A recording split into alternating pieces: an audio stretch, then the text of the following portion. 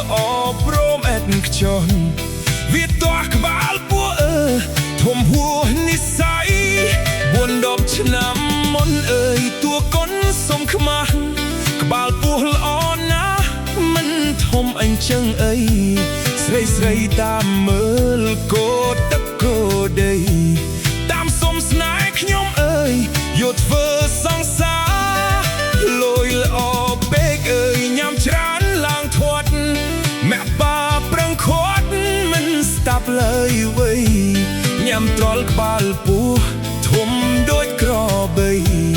គេខ្លាចគេភ័យលេងមកចិត្តអស់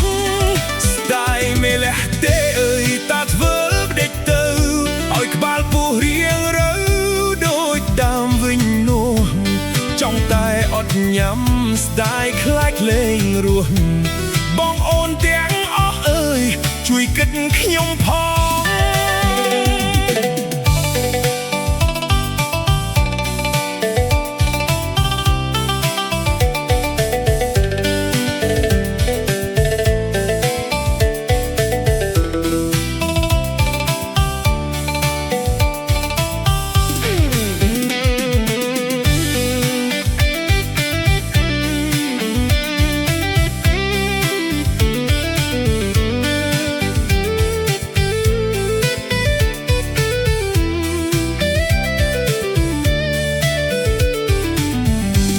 ឈោមកកាញ់ចោ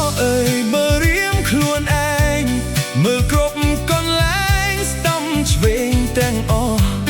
ខាងលើខាងក្រោមល្អព្រមអេតខ្ចោះ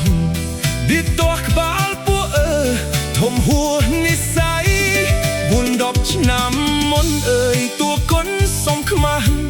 ក្បាលពោះល្អណាស់មិនធំអញ្ចឹងស្រីស្រីតាមមើលក៏ទឹកកោដីតាមសុំស្នេហ៍ខ្ញុំយកធ្វើសង្សារលយល្អពេងញ៉ាំច្រើនឡើងធាត់មាក់បាប្រឹងខាត់មិនស្ដាប់ឡើយវៃញ៉ាំតល់ក្បាលពោះធំដូចក្របីគេខ្លាចគេភ័យលេងមកចិត្តអស់ស្ដាយមេលះទេតាធ្វើដេកទៅឲ្យក្បាលពោះរៀងរើដូចដើមវិញនោះចង់តែអត់ញ៉ាំស្ដាយខ្លាចលេងរស់បងអូនទាំងអស់ជួយគិតខ្ញុំផង